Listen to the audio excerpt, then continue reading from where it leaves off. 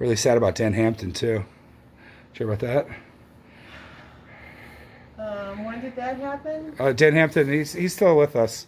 He I can't remember if I heard anything. he about last year he was diagnosed with multiple sclerosis. Oh, no, I don't think I knew that. Oh, I didn't mean to be the bearer of bad news. I'm sorry.